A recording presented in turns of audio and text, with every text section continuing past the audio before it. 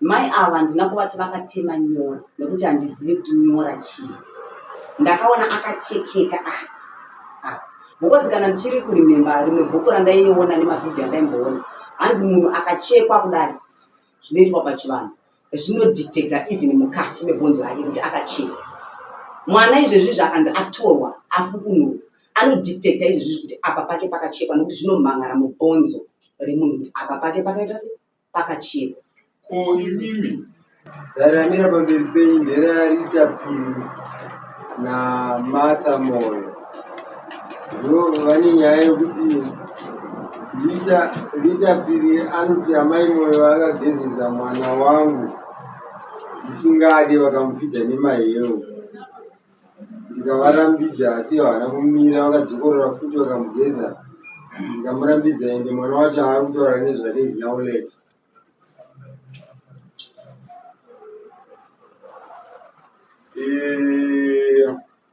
Rita Piri, dear complainant in this case, dear complainant. Then the defendant, Martha Moyo. Martha Moyo. Claim yachona. Ndekuti mai avaita basa rokugezesa vana veuyu iye asingadi kuti ndinogezesa vana vangu senge ndakafa sei.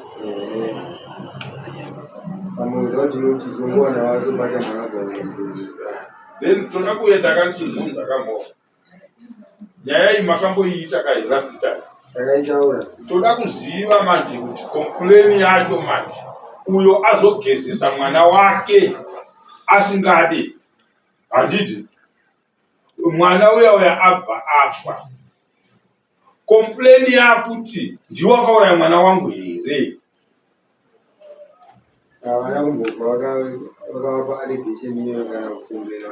So what is the allegation? The query is, why were you washing my child? When I was very mysterious, that is not the reason why she came to go. But why did she? So tingarambere kuti munhu anenge achiti iwewe nekuda kuramba uchiita zvinhu zvandisingadi ndiwe wazodai.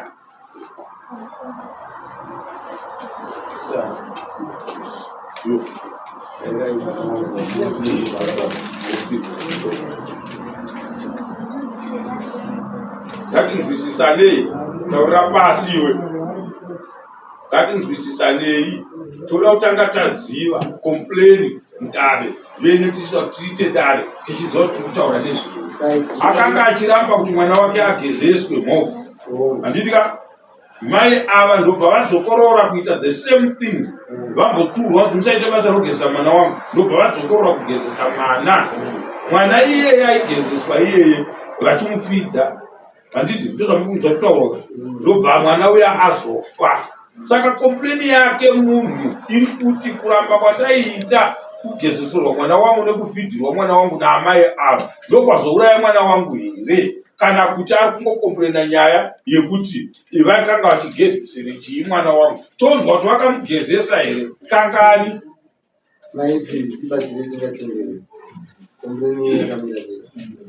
Pamusoro imama nyaya yangu ndeyekuti inini pandiri kumhangarira Gogwa ndepekuti Gogwa vakatora mwana wangu zvisina mvumo zvekutopinda mugedhi mangu kukoya vachibva kuseri kwavo vana vachitamba vari pavo vega vakaba mwana wangu ndobva vaenda naye mumba kwavo ndobva vanomugezesa. Vamugezesa ndakavawanikidza ndichinorasa marara nekuti ndaikirina mumba mubedroom ndichinorasa marara kuti ndikwanise kukoroma. Ndobva ndakavawanikidza vakabata mwana wangu asina kupfeka, vamwe vake ane 8 years ane 5 years nane 3 years vachitamba asi vanga vatora uyo ane 1 year 4 vanomugeza. Ndakavawanikidza vakamubata asina kupfeka ndikati Gogo imi makabata mwana wangu asina kupfeka nemhaka yei. Zvikanzi ndaona kuti ari kutsva. Ndakati kana muona kuti ari kutsva ndiripo ndiri kupinda ndiri mubedroom madi kundiudza pane kundigezesera mwana wangu. Ndamupa mahewu handina kuziva kuti imbozha ndinosingogezesa ingwani vamwe vazukuru vakawanda azoshamisira yeye. Vandati aiwa asi mandikanganisira madaro. Maitovepo? Ndaitovepo ndakatovawanikidza ndini nemaziso angu uye ndakatorawo matano ndisingazivi kuti ndaifanira kuzotora mamwe matano ekuuya kuri. Matano amakatora iri pakutanga apa musingazivi kuti achazova kunhu ndei. Matanho andakatora panguva iyoyo ndakaudza baba vake kuti noreva ndodzinza remwana wacho ageze sendi. Baba vake ndobvaudza baba vavo vaiva kudani ndo vakauya nezuro ndo vari pano. Vakauya? Vakauya nezuro ndo vari pano atezva vangu. Vakauya kubva kudani. But nyaya yakaitika rini? Iyi nyaya iyi yakaitika muna August. Pandakauya kekutanga ndaitadza kuziva nekuti ndanga ndiri munhu akangobva kurwadzisiwa nerufu rwemwana wangu. Saka ndandine confusion pandakazotanga kuzvitsvakurudza kuti vaitaura nyaya yekutsva maiva muna August. Mwana wangu apa aiva ne10 months. Ndakatanga kudzokera kumashure siri zvekupedzera nguva dare ndega nekubvunzawo vaivepo asi vakaramba kupinda mazviri vakati nyaya dzekwamambo hatidzikwanisi. Ndopandakabatsirikana kuziva kuti 10 months.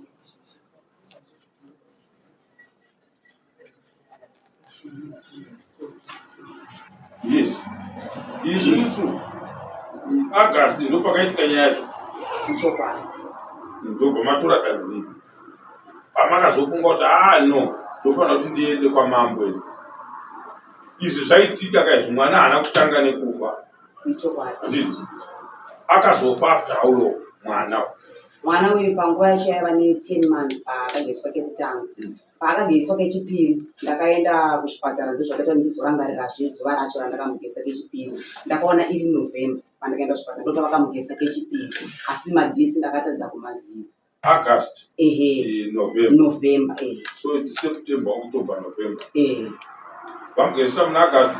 2 months down the line muna November ndobvamugezesa kechipiri. Ichokwadi. Makaudzwa nani kuti atakuona mwana achigezeswa nawo? Ipapo ndakasiya ndakiya dhoo rangu. Ndakarwara kusingaiti. Ndobva ndasiya ndakochekera chichena. Ndobva ndasumuka ndobva ndaenda kunorapwa kuchipatara ndakavasiya vana vaya vari vega. Mumba mangu mamuri ground hamuna kana chinhu chiri hamu chekuti vana vangu vanotambisa vakakuwara. Ndobva ndafamba ndichigara muground mwe ndikasvika apa pamavesitebva dzema ndikakumbira mota ikandisvitsa pakanzuru ndikauya ndikabayiwa mainjection pakanzuru ndobva ndadzokera kuno. Ndiri murodhi ndichidzokera kumba ndakanzwa mai vangu vachifonera vachitaura kuti gogo vari kuti mwana ari kuchena. Handina zvakawanda zvandakaita zvandakatsanangura kuti vana vangu ndasiya ndakochekera vanzi nani vapinde munhu. Ndakadzoka ndichitenderera kuseri kwavo ndobva ndasvika vakabata mwana kudai. Mwana akabvuta achigomera. Ndikataita sei zvikanzi abvitisa ndamupa mahewu. Iyo pache zvavo ndamugezesa kuti angaita kuku manzi nani gogo mumutori. Zvanzi ndaonoti achema stereo. Ndakataiwa kuti usienda vakochekera ndozoti vanorerana vega vega. Ndanga ndichiziva kuti 1 hour kana 1 hour 30 minutes ndiye ndadzoka ndabatsirwa ndarapwa zvanga ndichida asi handina kuzvifarira. Nemake kuti mangwana ndichabvunzwa nevabereki vake nedzinza rake kuti sei uchiregera gogo avachigesi kekutanga ndakambokutsurai apa kake chipiri. Zvanzi hapana zvandambomuita. Ndopavaimuita so apa paka. Saka ndakabva ndada kuzivisisa kuti sei vakumukwiza apa vari kumudaiso pake because masaka ndakazvimba ndakazonzwisisa pamwe akazvimba nekuchema paangachiita. Asi apake ndakada kuziva kuti chii ndobva ndamutarisa kudaiso ndobva ndaona pakachekeka. Ndobva ndaratidza baba wake kuti pakaita sei pakachekeka zvana baba wake regai tizoona kuti tinozvifambisa sei. Baba wake vakasvitsazve kuna baba vavo. Baba tezvara vangu vakabvanidzira kuti mwana iyeye mudzoserei kuna mbuya ivavo avamugezese futi. Isusu nekutya kuti tikamudzosera tinonzi tikumudzosera nefekti ipi kuti mugezesei futi mambomugeza hatina kuziva zvazvinoreva. Takabva tasiya totanga kungofamba nemwana wedu tichirapisa mwana wedu kuchipatara kumaprofita kuchipatara kumaprofita kusvika 7 days dzandazorara naye mugeneral hospital kusvika achifa achibudisa matumbu manzi. Saka muri kuti kudii ndopatitaure nyaya yatinozochiti isusu tikompleni nawo kana kuti claim yamuri kuklema manje muri kuti chii imi? Pamusoro imambo ini mubvunzo wangu kwavari wangori wekuti vakamugezesa mwana vari nechinangwa chei uye chikafu chavakamupa mambo wangu chaiva chii chandisina kuona. Ndofunga chero kupolisi chaiko chaiko kana ukauya nechikafu uchipinzira musunga unonzi tanga watesta. Chavakamupa chandisina kuona vachitanga vatesta chii?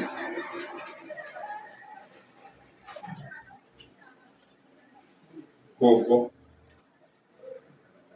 ndikubva nyaya yekutaura nemimwe hama yenyu. Akauya ku amanda ndaona kuti sauya ku mama ngairwara mama ngairwara kuti pamama ndikati kakunu katora tsamba yakaverenga mwana wangu yakaverenga akaona zvakanaka. Kauya kunakaza statement yake akati ndakaba mwana nepaburi akagara pai pamvuri.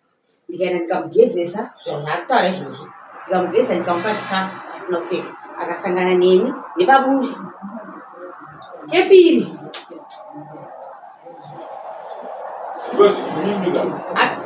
nyaya yakunga imitaura idifensi yezvamumhosva akupomerwa akakuwanai makabata mwana wake anzi akandiwana ndakabata anzi ini ndo zvakutaura ini handina kugezesa mwana wake,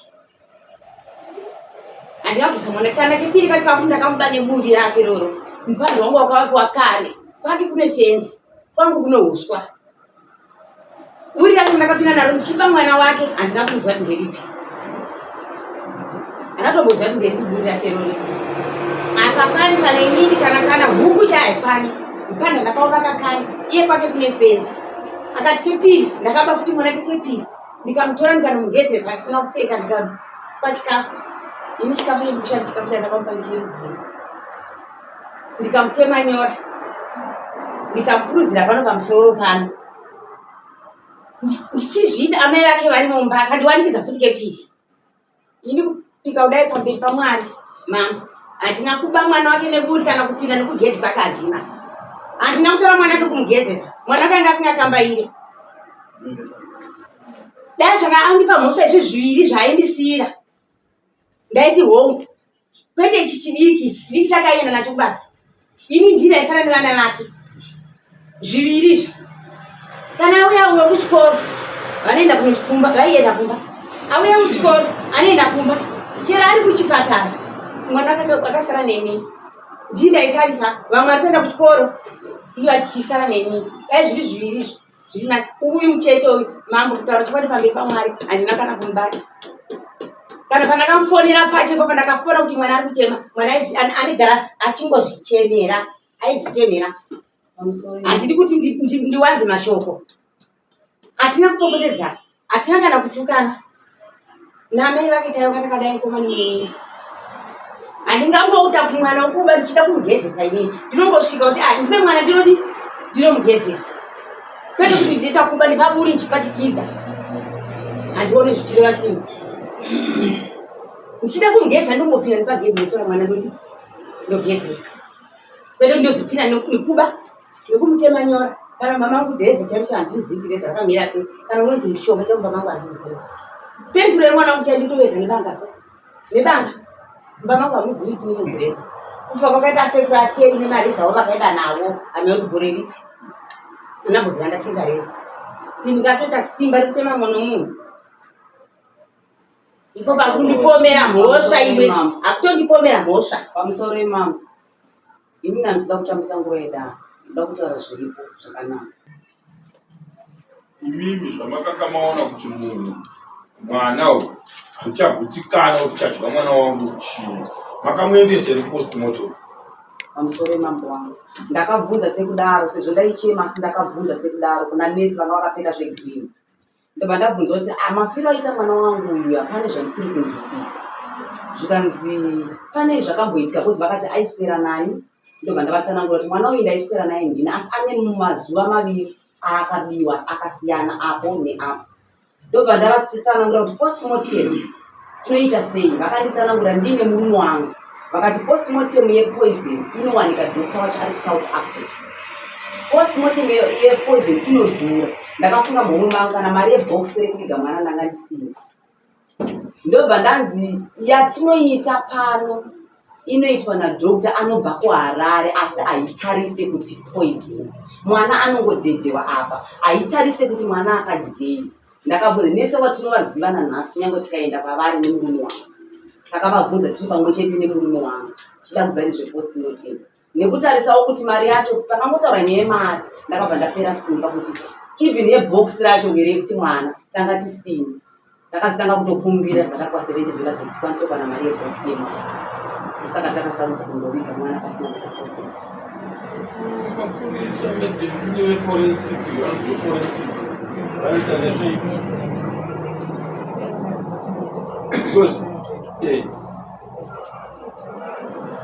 Ndinozi kana dainge maona kuti tinokutikana nezvaitika pamwana, maripota imedha, maripota kune veforensi mapurisa ikoko ndo vanenge vachitouya kana takoda ivavo ndo vanoitisa zvase zvamutaurwa kuti hazviitike zvinoitaurwa izvo. Hapana chisingaitike. Tingatiri kana tikaona kuti munhu ari kunzi atyiswa poison pano tozonozvionera kuSouth Africa kwaendanivo vakatitsanangurira kuti dokta wacho mune makoshedza kubva kupatoka pari chikuru muZimbabwe hatina ndozvavakatitsanangurira tiri vaviri nemurume izvozvo ibasa rehurumende kuzvipatara kwavo. Saka isusu mubvunzo wedu watinoramba tiri ndokuti imi muri kuti chii nenhau yemwana ndagogwa pamusoro emama. Ini ndinoda kuziva chavakamudyisa ini ndisipo nechikonzero chavakamugezesera. Ndikaziva ipapo ndinobva ndatosununguka kuti vakamudyisa chii. Chero kupolisi munhu akauya nechikafu chake muusungwa wewe anonzi tanga watesta. Mahewu avakamupa mwana iye havasina kutesta ndichiona ndeemudzii, uye kumugezesa vakamugezesei mwana asiri wake.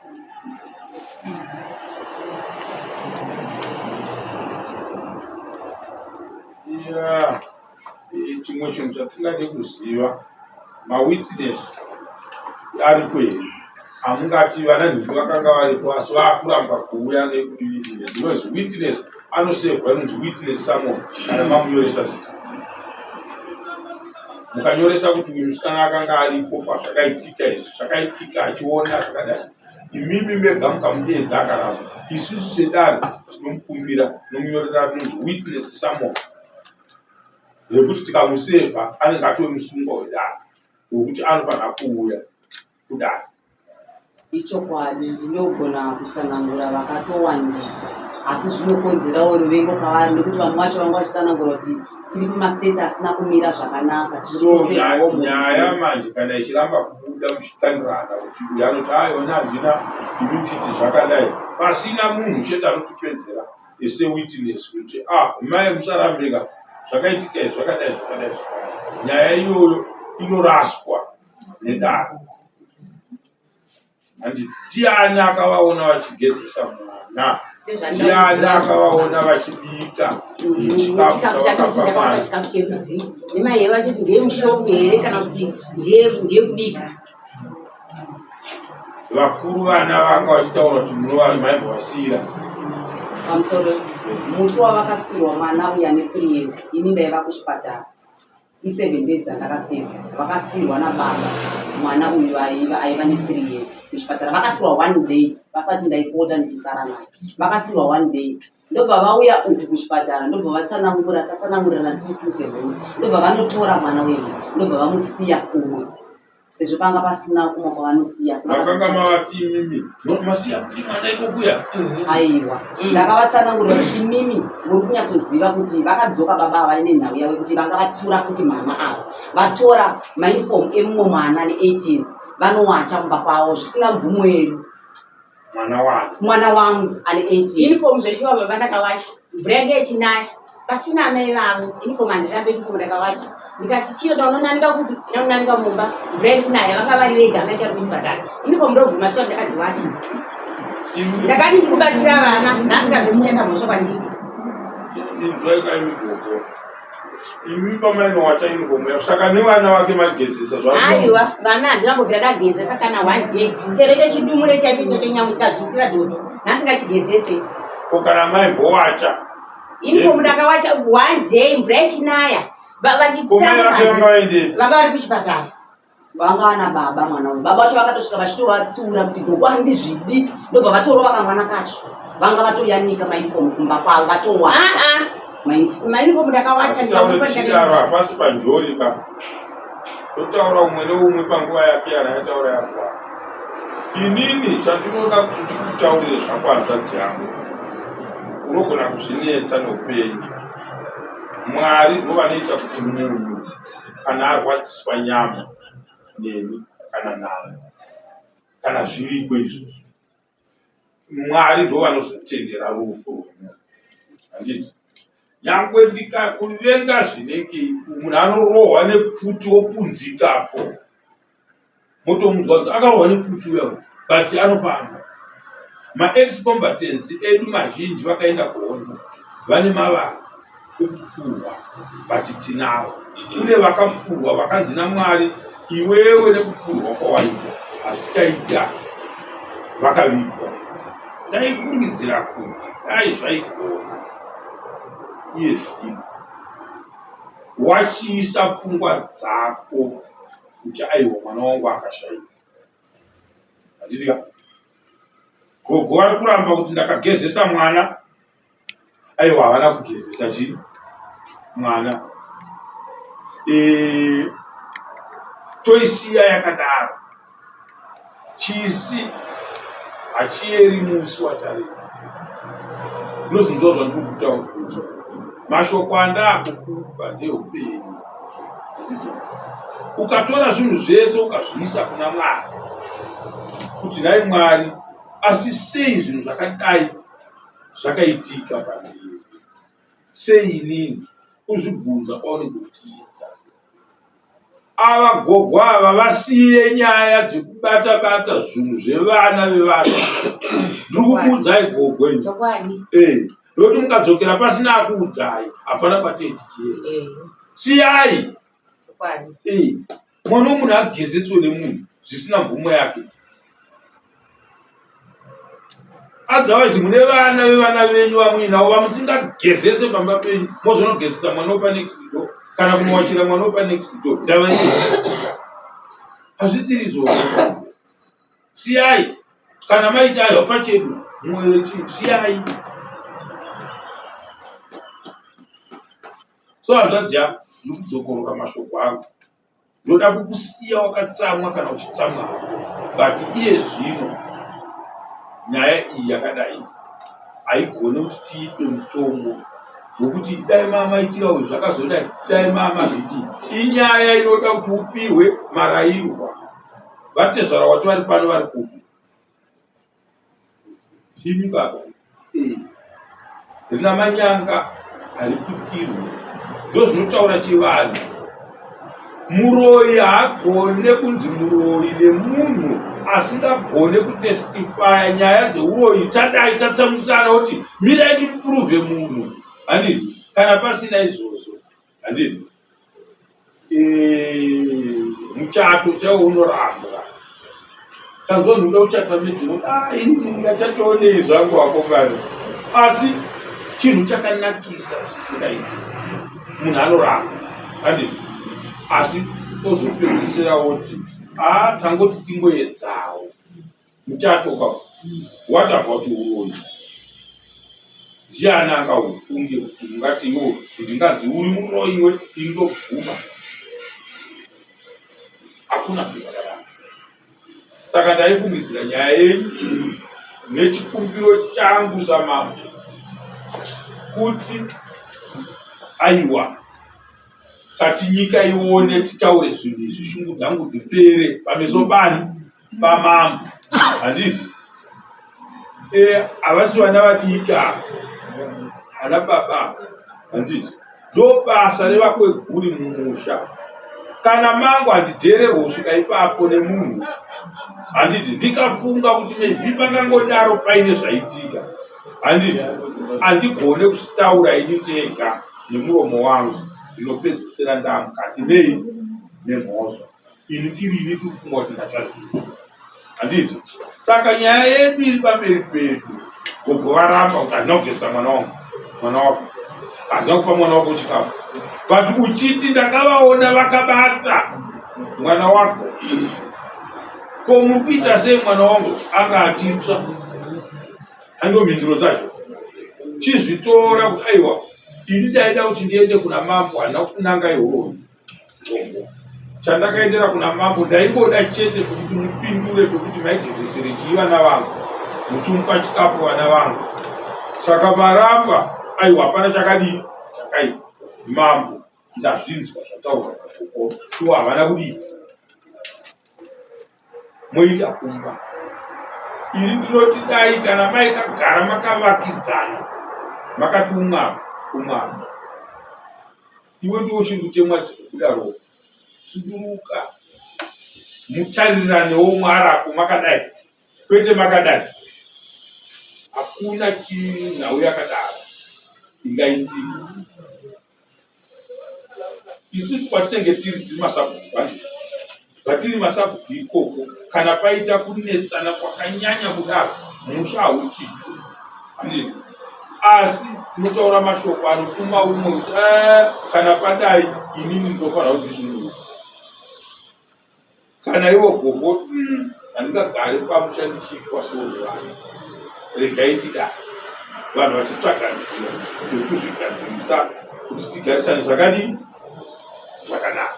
Saka nyaya yenyu vangorimi mumushande menyu, iyi nyaya iyi kana kumba hamaikwanisa kuti muitaure mubvokuda nesolution yekuti muti ndati inini nyaya iyi right yaperera pano endai mugarisane zvakanaka. Toipa chitsata mwenyu ndozvinotaura kunyanya. Chitema chinotevera muridzi wacho. Ukaona chitema charamba kubudira pauri, handiti chisiye chibudire pane vamwe apo kuti ugowana makurudziro kuti handiti mazvoona ndozvadaidii Babu.